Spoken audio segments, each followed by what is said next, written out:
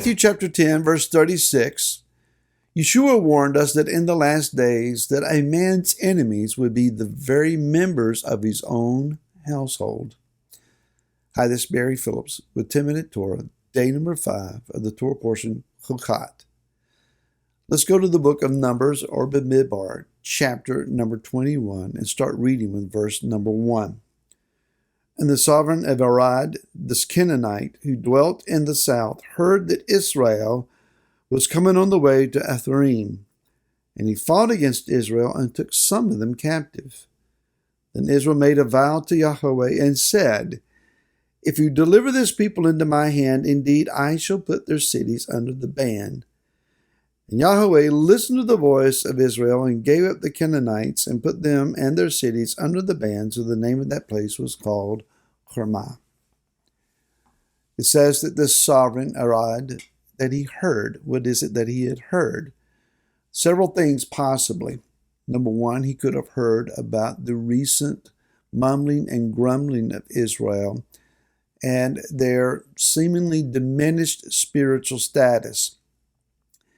This could be connected then to the fact that Esau and the people of Edom had successfully pushed them away and refused them to come through their territory.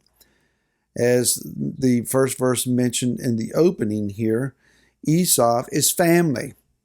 He has successfully then thwarted his own brother, long-standing adversaries.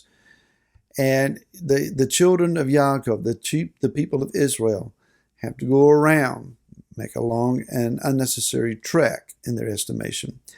He may have also heard that Aaron, the brother of Moshe, has just died. So this great spiritual man who has been the intercessor and protector of the spirit realm over Israel is gone.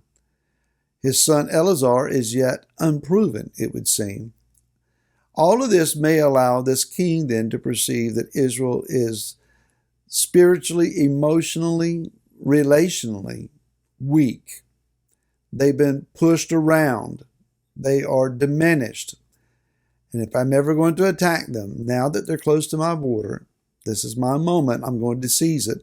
And at least initially, he was successful taking some of Israel captive.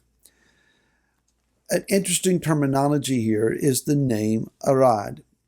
In Hebrew, it means wild ass. We're talking about the donkey-style animal that is being referenced here. A version of which still lives in Asia in parts, also in Africa.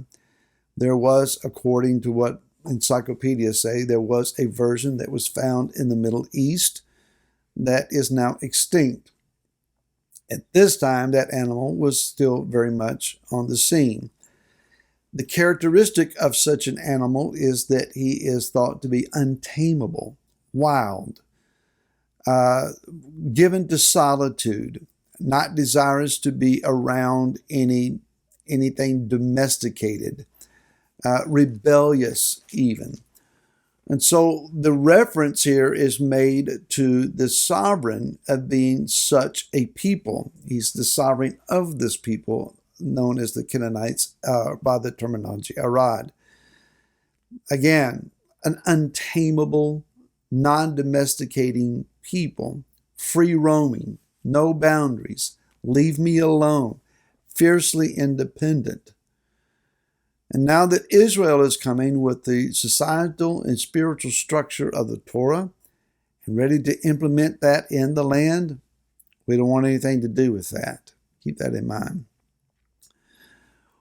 Someone else that is referenced as a wild ass is Ishmael. If we go back to the book of Bereshit or Genesis, if I can get back there. And Bereshit or Genesis chapter number 16. It says in verse number 11, And the messenger of Yahweh said to her, that is to Hagar, See, you are conceiving and bearing a son, and shall call his name Ishmael, which means, and Yah heard,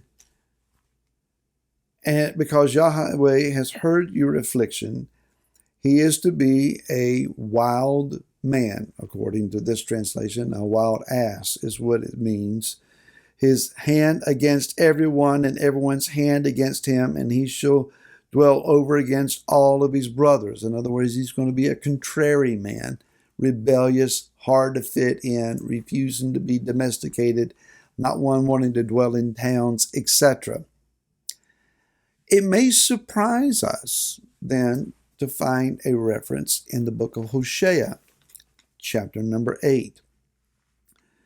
In verse number 8 and following, it says, Israel, this is talking about the house of Israel, the 10 northern tribes, has been swallowed up. They have now become among the nations as a vessel in which is no pleasure. The house of Israel lost and swallowed up among the nations. For they themselves have gone up to Ashur, a rat, a wild donkey alone, a wild ass alone by itself is Ephraim. They have hired lovers. So he has found himself likewise symbolically referenced. Ephraim, historically, has been a people fiercely independent, does not want to be tamed, does not want to be confined, does not want to be domesticated, refusing to be properly aligned. Kind of sounds like us, doesn't it? The fruit of future generations has not fallen too far from the original tree. And so we find then that Ephraim has historically competed for the inheritance, claiming that Abraham and Isaac belonged to them, but also believing that Joseph was given everything to the exception of Yehudah. Ishmael has aligned himself with an Arabic people who believe that Abraham is indeed their spiritual father, but they reject Yitzhak or Isaac as the heir, claiming that Ishmael is the heir instead. Again, competing for the covenant. If we follow the lineage of Ephraim, then Ephraim has been found in the universal church system. Again, this religious system competing with Israel for the covenant, laying claim to all the promises and the prophecies and the beneficial good things, the blessings of Abraham, to now be for themselves. And our brother Yehudah, the Jews, they missed out on all that because they rejected the one that was sent to them.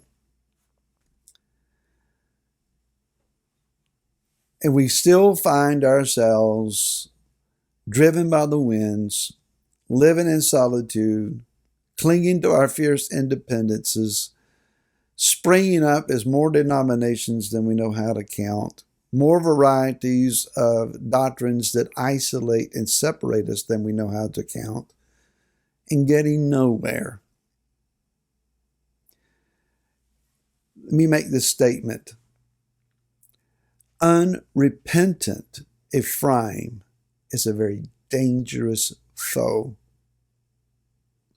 And just like this Canaanite king captured some of Israel and held them, the house of Israel in Ephraim that is unrepentant likewise seeks to capture and draw to themselves those who will reject the Jews, reject the house of Israel, and set up the house of Ephraim in its place.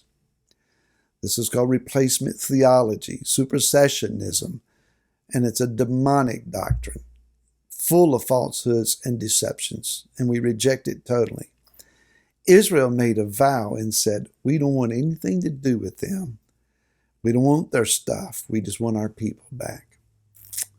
That's where we need to go. Father, we make a vow to keep you at the forefront of our lives and to honor your word. We just want your people restored. We don't want anything to do with unrepentant Ephraim. Shabbat shalom to you, to all of your family, to all who gather with you. May your your day with Yah be fulfilling, life-giving, and greatly filled with joy. Rejoice. Enjoy Shabbat. And we'll see you again next week. Until then, shalom.